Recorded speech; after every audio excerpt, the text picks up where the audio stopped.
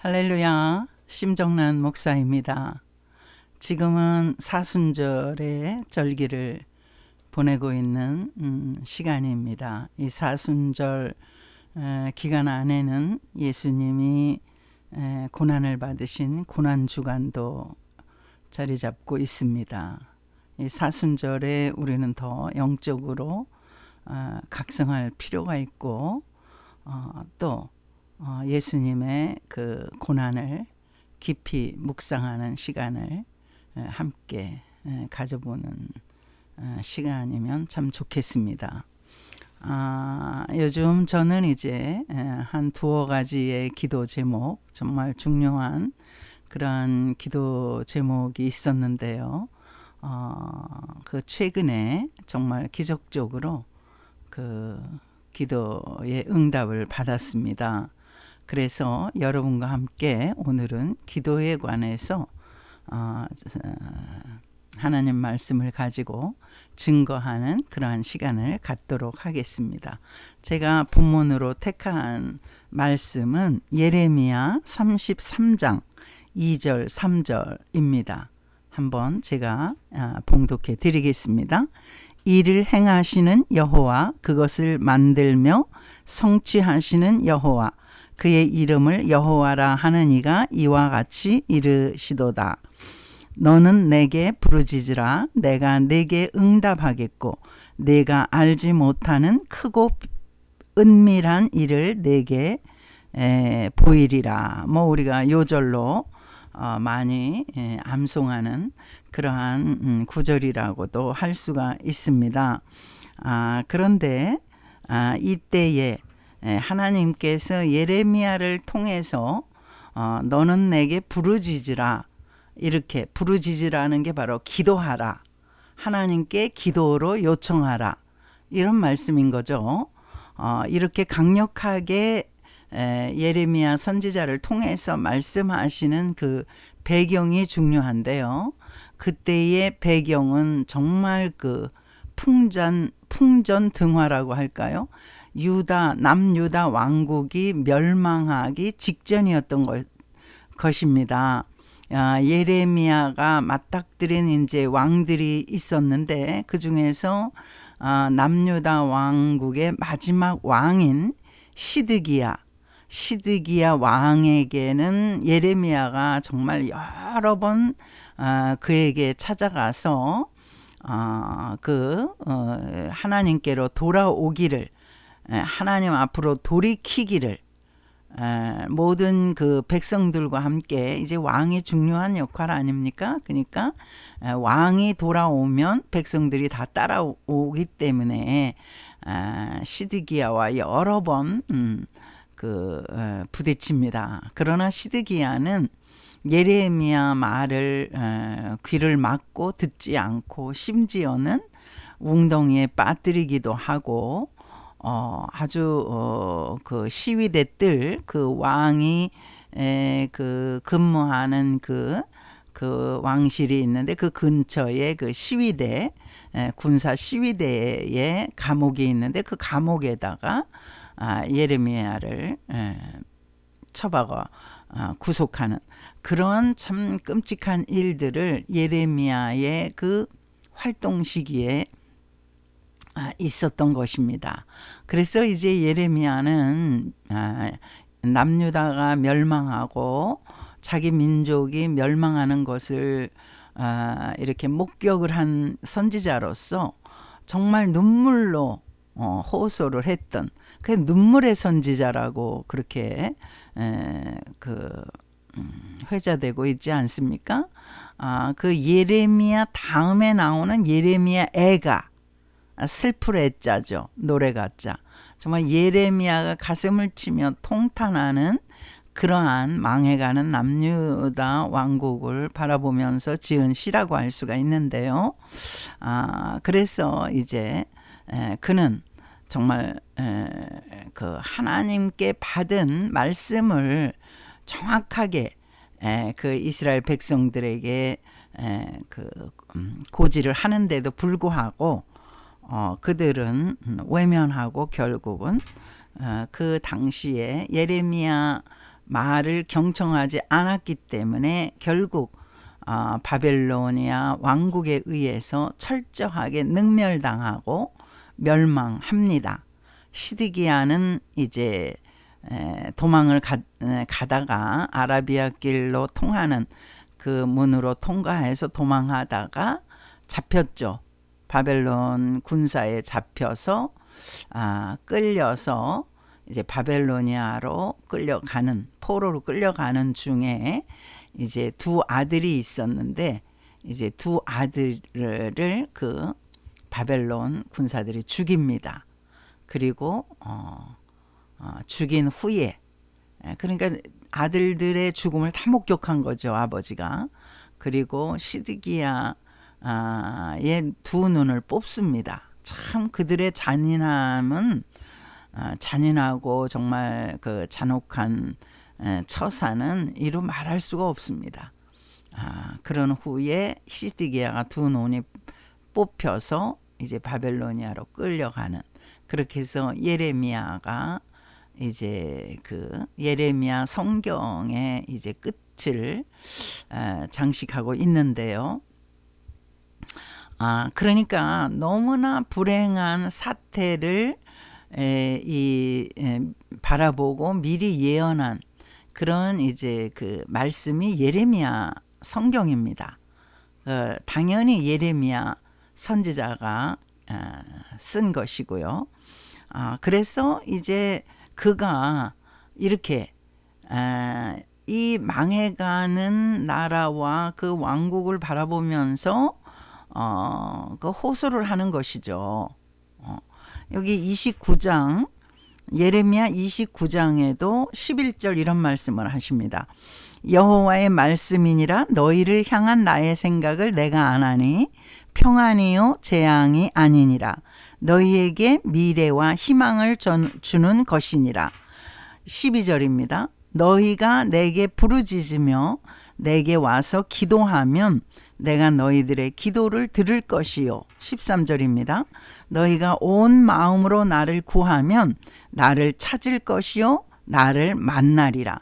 지금 이제 나라가 망해가는 아주 그냥 아주 가까운 그 멸망이 너무나도 임박한 그때에 하나님께서 예레미야 선지자를 통해서 이런 말씀을 주시거든요. 그 말씀의 내용이 지금 이 사태와는 아주 너무나 간극이 있지 않습니까? 너희가 온 마음으로 나를 찾으면 나를 만날 것이다. 그 하나님을 만날 것이다. 지금 나라가 뭐 아주 멸망하는 그 한 복판에서 곧 쓰러지기 직전인데, 근데도 하나님께서는 남유다 왕국을 붙잡고 계시고 또 그들을 멸망을 그 심판을 하실 그 한가운데 계셨으면서도 예레미야 선지자를 통해서 이스라엘 백성들이 하나님께로 돌이키면 멸망을 유보하시겠다는 말씀 아니겠습니까? 왜냐하면 너희를 향한 나의 생각, 그러니까 하나님의 생각이 어떤 거냐면 평안이라, 재앙이 아니다, 이런 거거든요. 재앙은 바로 멸망인데 재앙이 아니고 평안이라는 거예요. 재앙과 평안은 완전히 반대되는 어휘 아니겠습니까? 그냥 하나님께서 끝까지 이들을 포기하지 않으시고 이들이 돌아오면 하나님께로 돌아오면 재앙을 내리는 것이 아니라, 심판을 내리는 것이 아니라, 그들을 바벨론에 소원하기 위해 넘겨주시는 것이 아니라 평안을 주시고 미래와 희망을 그들에게 선물로 주겠다, 이렇게 말씀하시는 것입니다. 그렇기 때문에 너희는 내게 부르짖으라, 내가 내게 응답하겠고, 내가 알지 못하는, 이게 내가 알지 못하는 것은 우리가 모르는 게 태반이지만 그런 어떤 일반적인 모름이 아니라 기적을 일으켜 주시겠다는 거죠. 예. 상상을 초월한 일이 일어날 것이다. 하나님은 하실 수가 있잖아요. 그런 기적을 너희에게 보여주겠다. 이런 말씀을 지금 이 예레미야 선지자를 통해서 하나님은 다 하실 수가 있잖아요. 천지를 창조하시고 사람을 만드신, 흙으로 빚어서 사람을 만드시고 그 코에 생기를, 하나님의 영을 불어넣으신 하나님이 무엇인들 못하시겠습니까? 내가 너희들을 위해서 기적을 일으킬 테니까 조건이 있다. 너희들은 내게로 돌아오라. 회개하고 내게로 돌아오라. 그게 이제 하나님의 본 마음이셨던 것이죠. 그런데 이렇게 훌륭한, 정말 정직하고 정말 하나님의 말씀을 열심히 실어 나랐던 예레미야 선지자의 말을 무시하고 그를 핍박하고 그를 죽이려 하고, 이렇게 이 시드기야 왕과 그 백성들은 그렇게 대우를 했던 것입니다. 그래서 결론은 어떻게 됐습니까? 그렇게 하나님 말씀이 엄중하게 내려졌는데도 그들이 무시하니까 그 나라는 바벨로니아에서 완전히 정복되고 유수한 사람들이 다 포로로 끌려가고 그런 것 아니겠습니까? 정말 흔적도 없이. 그래서 많은 바벨론 유폐라 그래서 많은 백성들이 이곳저곳으로 흩어진 거예요. 많이 흩어져서 디아스포라가 된 것입니다. 나중에 팔레스타인을 찾아가지고 정착했다 하지만은 지금까지도 계속 그곳은 전쟁터에 방불하지 않습니까? 하나님의 심판이 그 자리에 임했기 때문에 정말 무시무시한 일이 벌어지게 된 것입니다. 예레미야 선지자만 기도에 이 원형적인 어떤 기도에 관해서 이렇게 말씀을 한 거는 아니고요. 그로부터의 먼저 등장하는 다니엘이라는 또 선지자도 있었죠. 그는 정치에, 외국에 가서 그 정치에 깊이 관여했던 그러한 사람이라고 할 수가 있는데요. 예레미야보다 이제 1차 포로로 1차 포로로 청소년기에 바벨론으로 끌려갔던 포로라고 할 수가 있습니다. 근데 제가 다니엘을 한번 읽어 드릴게요.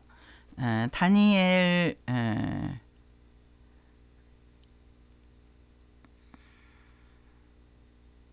6장 10절에 보시면 청소년기에 끌려가서 1차 포로기에 끌려가서 오랫동안 장수하면서 여러 왕국, 세 왕국을 거듭거듭 지내면서 총리로서 정말 놀라운 그러한 하나님의 역사를 펼쳤던, 그러니까 그의 어떤 믿음이, 하나님이 그를 높이 세우셔서 쓰시고자 하니까 왕국이 명멸되는 그러한 한가운데서도 그는 계속 살아남아서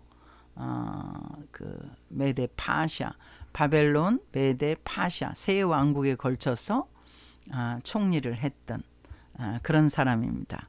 10절에 다니엘 6장 10절에 다니엘이 이 조서에 왕의 도장이 찍힌 것을 알고도 자기 집에 돌아가서는 윗방에 올라가 예루살렘으로 향한 창문을 열고 전에 하던 대로 하루 3번씩 무릎을 꿇고 기도하며 그의 하나님께 감사하였더라. 그러니까 기도 생활을 놓치지 않았던 사람이었습니다. 예레미야가 정말 너는 내게 부르짖으라 내가 내게 응답하겠고 내가 알지 못하는 크고 비밀한 일을 내게 보이리라. 이 말씀에 다니엘이 은혜를 받았는지 모르겠습니다. 다니엘이 조금 선배되는 그러한, 다니엘은 그때 청소년기였기 때문에 그는 외국에 가서도, 외국의 포로로 가서도 이 말을 잊지 않고 기억하고, 지금 여기 다니엘 6장 10절의 배경을 여러분들이 아시는 분은 잘 아시겠습니다만, 어떻습니까? 이때 이제 그 금신상을 세워놓고 거기 절하지 않으면, 그 다리오, 이때는 다리오 왕이었거든요. 다리오 왕 시대에 그 금신상을 세워놓고 거기 절하지 않으면 어떻게 된다는 거예요? 사자굴에 넣겠다고 그렇게 말하는 거 아니겠습니까? 그 다른 신에게 기도를 하거나 이러면은 그거는 반칙이고 위법이다. 이렇게 해서 그 사자굴에 넣는 그런 칙서를 발표를 한 것입니다. 그런데도 불구하고 어떻게 합니까? 다니엘은 그 조서에 왕의 도장에 찍힌 것을 알고도, 왕의 도장이라는 게 뭐예요? 옥새잖아요. 그 꽝 찍어서 이제 그러면 그게 바뀔 수가 없는 거예요. 그게 완전히 법이 되는 겁니다. 근데 그걸 다 알았다는 거예요. 왜? 이 다니엘은 최고의 그 둘째, 버금가는 왕의 둘째 그 국무총리였기 때문에 그 왕의 조서를 왜 몰랐겠습니까? 도장 찍힌 것을 왜 몰랐겠습니까? 그래서 여기서 왕의 도장에 찍힌 것을 알고도 자기 집에 돌아가서는 윗방에 올라가 예루살렘으로 향한 창문을 열고 전에 하던 대로, 이게 기도 생활이 습관이 된 거죠. 습관적으로. 이 습관적으로가 나쁜 의미도 있지만 여기서 기도 생활은 굉장히 중요하고 좋은 습관인 것을 우리는 알아야 합니다. 하루 3번씩, 하루 한 번도 아니고 하루 3번씩 무릎을 꿇고 기도하며 그의 하나님께 감사하였더라. 여기에 더 놀라운 것은 감사했다는 거예요. 조서에 지금 그 어인이 딱 찍혀가지고 이제 왕의 칙서를 어기는 사람은 이제 사자굴에 들어가는 건데, 지금 어기고 있잖아요. 다니엘이 사자굴에 꼼짝없이 들어가야 되는데, 근데 그 하나님께 감사하였다는 겁니다. 그렇게 하신 하나님께 감사하였다. 참 우리로서는 너무나 이해하기가 난해한 구절 아니겠습니까? 지금 이제 다니엘이 꼼짝없이 궁지에 빠지는 이런 상황이 일어났는데 그 하나님께 그가 감사를 했다는 그런 말씀이죠. 여기서 그의 하나님, 여기서 보면은요, 뭐라고 되냐 하면 and prayed giving thanks to his God. 그의 하나님, 다니엘의 하나님께 감사하였다. 하나님은 우주 만물을 다스리시고 모든 사람의 하나님이신데 여기 귀절에서는 to his God, 다니엘의 하나님이라고 그런 거예요. 다니엘은 그만큼 그 하나님을 완전히 자기의 하나님으로 믿었던 것입니다. 그래서 목숨까지도 바칠 수 있는 그런 하나님으로 그가 삼았던 것이죠. 그래서 다니엘 굴 속에, 다니엘이 정말 다니엘 굴 속이 아니라 사자 굴 속에 들어가지 않습니까? 왜냐하면 다리오 왕이 다니엘을 너무너무 사랑했지만 그러나 자기가 이렇게 어이없게 딱 도장을 찍었기 때문에 왕의 어떤 권위로 딱 그 칙서에다 도장을 찍었기 때문에 이걸 어떻게 우습게 이렇게 저렇게 다니엘은 말고 이렇게 뭐 제외를 시킬 수가 없는 거예요. 꼼짝없이 그래서 다니엘은 사자굴에 들어가지 않습니까? 어떻게 됐겠습니까? 하나님이 다니엘을 사자밥을 만들게 하셨겠습니까? 절대 아니죠. 그는 오히려 다니엘과 사자와 끌어안고 그 추운 날씨에 끌어안고 잠을 자고, 다리오 왕은 어때요? 아침 일찍이 일어나서 다니엘이 죽었나 다리오 왕이 막 찾아오지 않습니까? 너희 하나님이 너를 살려주셨느냐 그러면서. 그래가지고 나중에 다리오는요 아주 전도자가 되는 거예요. 전도자가.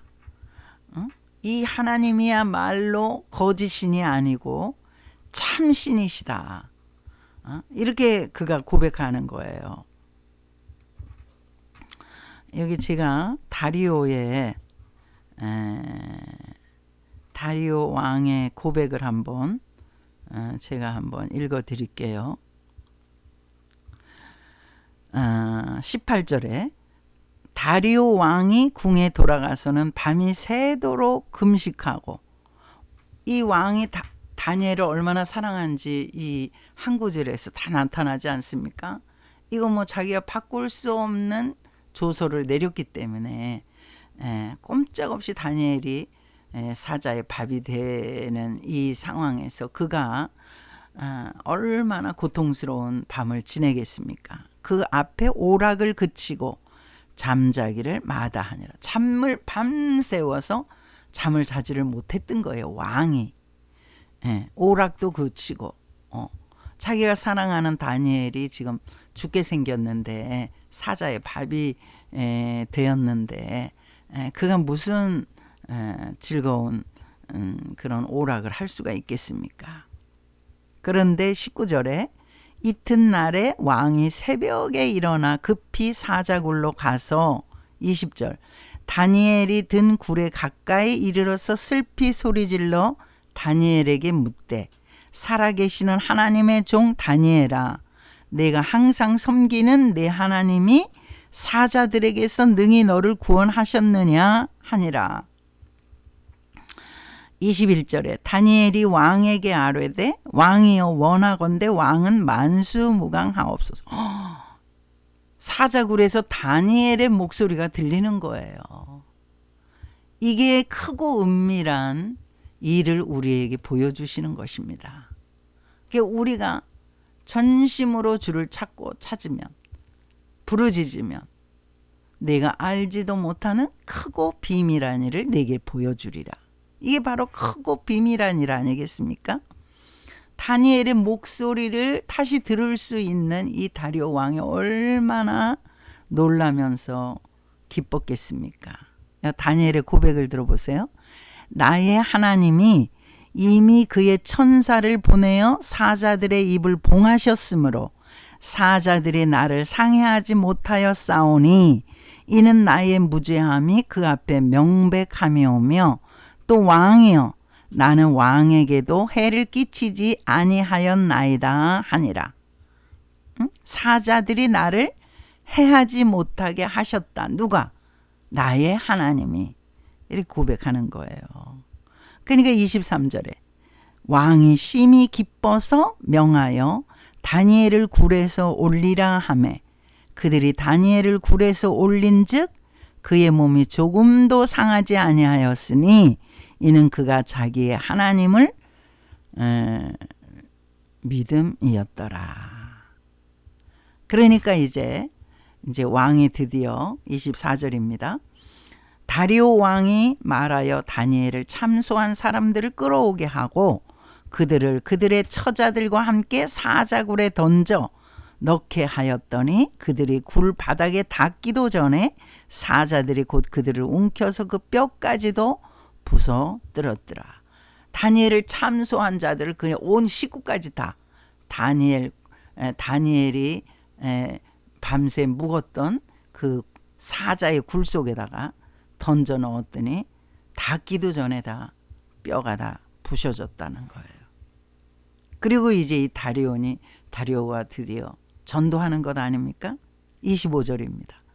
이에 다리오 왕이 온 땅에 있는 모든 백성과 나라들과 언어가 다른 모든 사람들에게 조서를 내려 이르되, 이제 아까는 그 다니엘을 죽이는 조서였다면 이제는 모든 사람들이 생명을 얻을, 영생을 얻을 조서를 다리오가 만드는 것입니다. 그러면서 원하건대 너희에게 큰 평강이 있을지어다.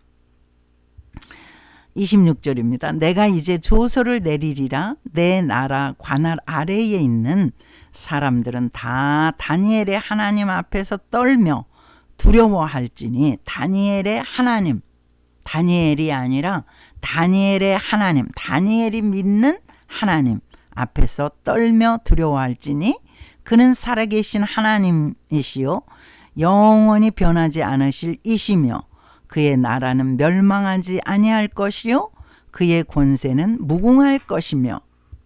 27절입니다. 그는 구원도 하시며 건져내기도 하시며 하늘에서든지 땅에서든지 이적과 기사를 행하시는 이로써 다니엘을 구원하여 사자의 입에서 벗어나게 하셨음이라 하였더라. 그래서 다니엘이 다리오 왕의 시대와 바사 사람 고레스 왕의 시대에 형통하였더라. 그러니까 바벨론을 거쳐서 메데, 파사, 페르시아의 고레스잖아요. 그 왕국에 명멸되는 그 시대를 거쳐서 다리오는 계속 하나님의 쓰시는 종이 되었던 것이죠. 우리가 세상에서도 성공하려는 이유는 단 한 가지예요. 하나님의 이름을 높이고 하나님께 영광을 돌리는 거죠. 하나님이 다리오 왕을 쓰셨잖아요. 다니엘 때문에. 다니엘이 사자굴에서 죽지 않는 바람에 이 다리오가 깜짝 놀라서 하나님을 전하는 거 아니에요. 다니엘의 하나님이야말로 참 신이시다. 그 왕이 그렇게 백성들에게 조서를 내리고 선포를 하니까 하나님이 얼마나 크게 영광을 받으시고 하나님의 이름이 널리 퍼지겠습니까? 그때 당시에 그 메데 파사 왕국이 어마어마한 제국이었잖아요. 이렇게 이 시대에, 구약 시대에도 엄연히 우리는 선지자들의 입을 통해서 기도의 중요성을 말씀을 보면서 우리는 깨달을 수가 있는데요. 더구나 우리는 신약시대 사람들이잖아요. 신약시대는 뭐가 다릅니까? 하나님의 아들, 참 하나님이신 예수님이 인간으로 오신 거잖아요. 만 인류를 구원하시기 위해서 이 땅에 오셨잖아요. 그러면서 그분이 말씀이 육신이 되어서 우리 가운데 오셨을 뿐만 아니라, 그래서 인간의 모든 죄를 속속들이 다 용서하실 수 있는, 죄가 없으시지만 인간이 되신 이유는 인간의 죄를 다 용서하시기 위해서 사람이 되신 거잖아요. 그런데 우리를 용서하셔서 구원하시는 것으로만 끝나는 것이 아니라 우리에게 놀라운 선물을 안겨주셨는데, 그게 바로 크리스찬들에게는 기도라는 특권입니다. 예수님께서는 항상 기도하고 낭망치 말 것을 그 누가복음 18장에 그 불의한 재판관의 비유를 들어서 말씀하시. 항상 기도하고, 예수님은 항상 as usual, 항상 습관을 따라서 기도하셨다고 그래. 예수님은 기도하실 필요는 사실 없으시죠.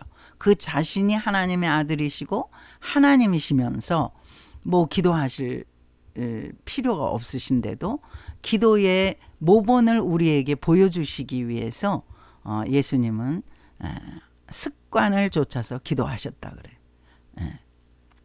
새벽 오히려 미명에 동두 트기도 전에 홀로 기도하시러 이렇게 산에 오르셨죠. 그 기도의 모본을 보여주세요. 예수님이 우리에게 두 가지 모본을 보여주셨는데, 하나는 세례를 받으신 거죠. 물세례 받으신 건데, 예수님이 물세례 받으실 이유가 뭐가 있어요? 그분이 뭐 죄를 지으신 게 아무것도 없잖아요. 단지 후대에 우리들에게, 크리스천들에게 그 믿음의 본을 보여주시기 위해서, 그래서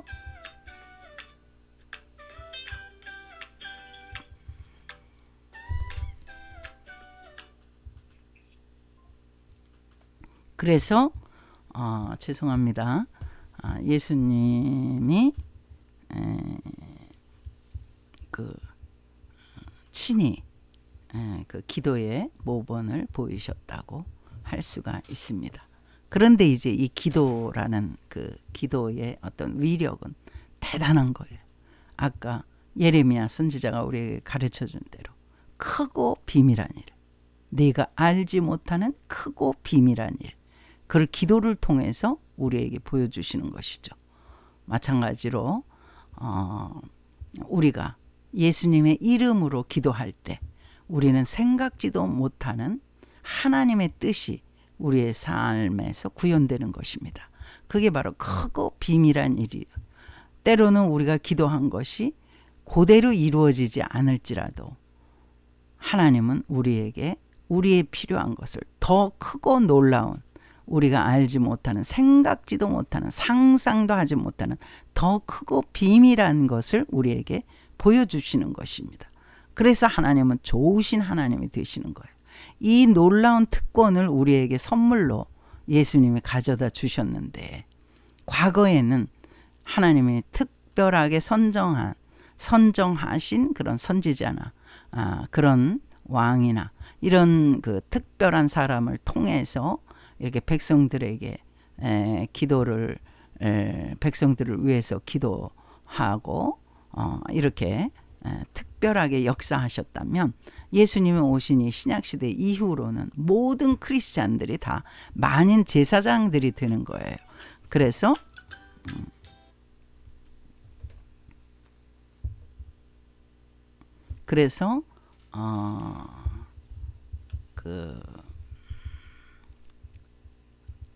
모두 다 예수 그리스도의 이름으로 놀라운 그런 하나님의 역사를 우리의 삶 속에서 체험할 수 있게 하신다는 사실이죠.